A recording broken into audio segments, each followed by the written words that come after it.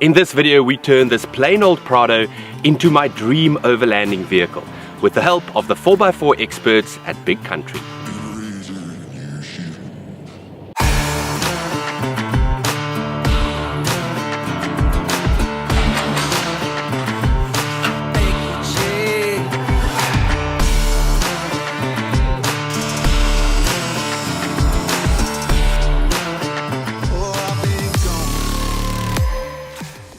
I bought this vehicle about 5 years ago and I absolutely love the shape of the 90 series Prado.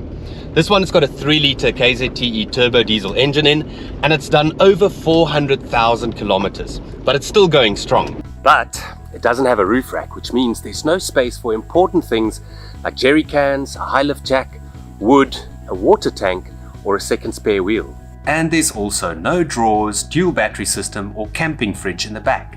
Just plenty of wasted space. But that's all about to change because I'm heading down to Johannesburg to give the Prado a facelift.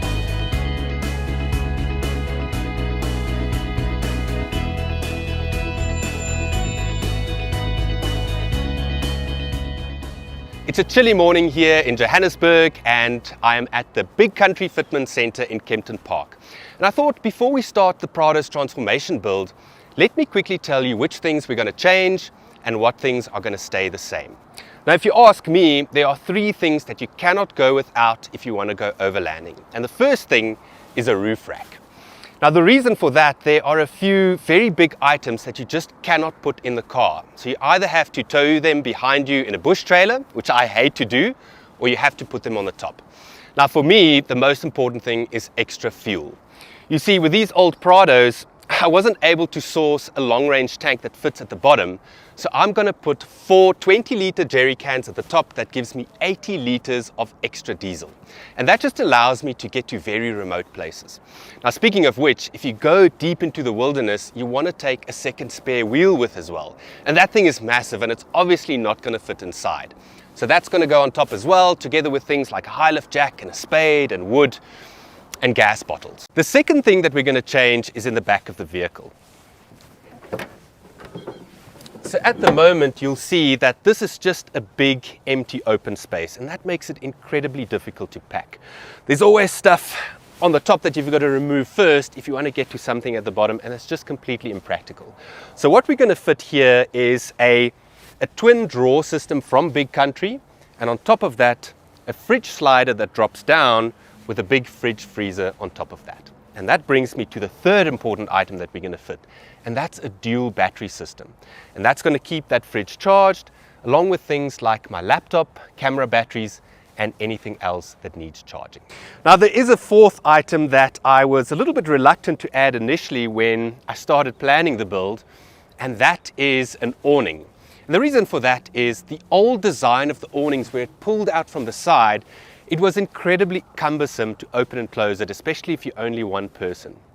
But when I saw the Big Country Ostrich Wing and how easy it opens and closes and just how much shade it provides, I just couldn't resist, and I'm definitely going to add that as well.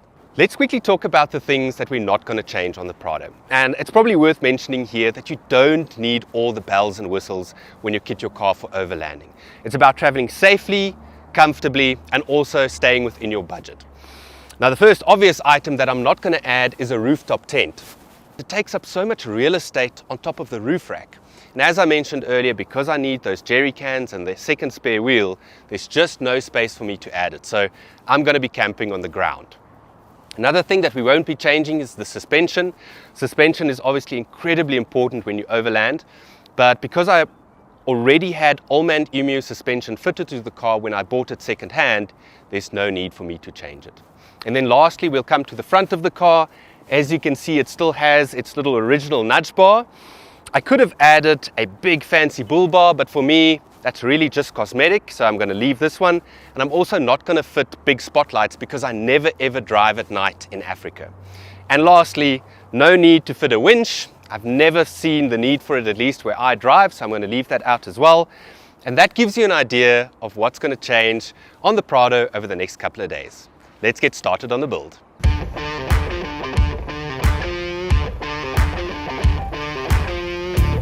The Prado was in the safe hands of Devon, Sparky and Andrea, who would be transforming the vehicle over a 2-day period.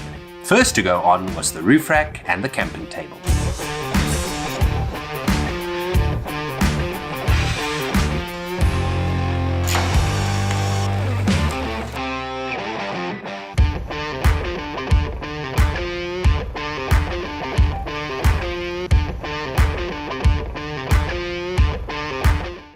Right, so the roof rack is finally up. The next step is to fit the awning.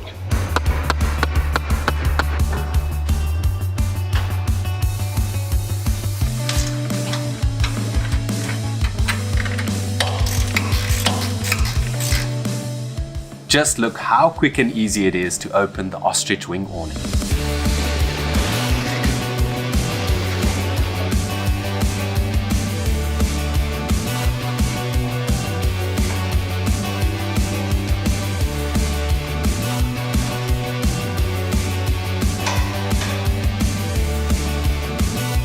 Tippy-toe step of locking that up. So Dev's going to show us how strong this awning is. Here we go.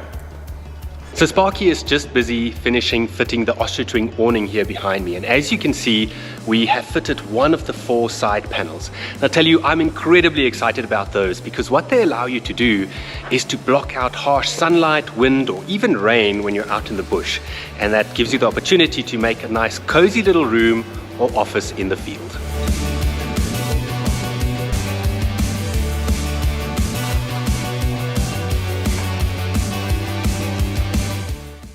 So it's the start of day 2 here at Big Country, and yesterday we had a very successful day fitting most of the things to the top of the Prado, including the roof rack as well as that Ostrich Wing awning.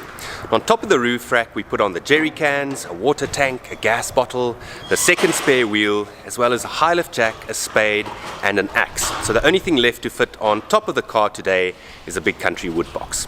Today we're going to be working predominantly on the inside of the car.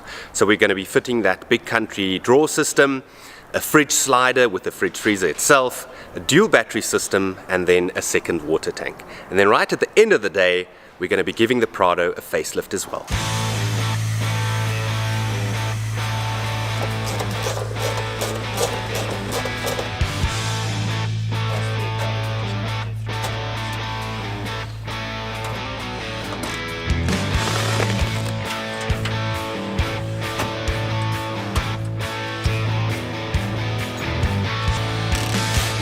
So we're doing a little bit of rearrangement on top of the roof rack.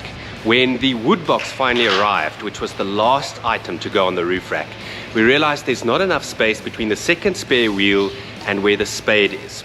So what we've decided to do, we're going to move that second spare wheel and the wood box back a little bit to leave some space in the front for my second table. And that's what's so great about this Big Country roof rack. It's very easy to move items around and bolt them in place in the best possible positions.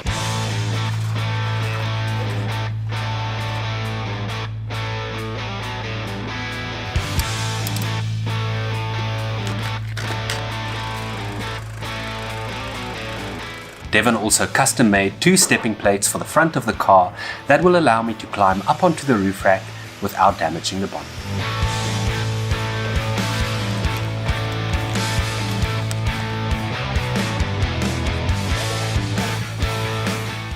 The Prado was finally starting to look like a proper overlanding vehicle, and I have to say what really impressed me was how thorough the team from Big Country were throughout the fitment. Always cleaning and treating any surfaces of the car before they fitted any of the products, and making sure that things are properly tightened and secured so that they wouldn't rattle loose or leak in the field. Like I said at the beginning of this video, this Prado has done some miles. It's 26 years old, but that's what I love about it. The fact that it's so easy to find parts for and to fix in the bush, and that I don't have to worry about scratches if I drive through dense vegetation. And now that it's fully kitted for overlanding, it's going to allow me to stay in wilder places for that much longer because I'm completely self-sufficient. And I'm sure you'll all agree that it looks absolutely amazing. So I just want to use this opportunity to thank the team at Big Country for the incredible job they did over the last 2 days.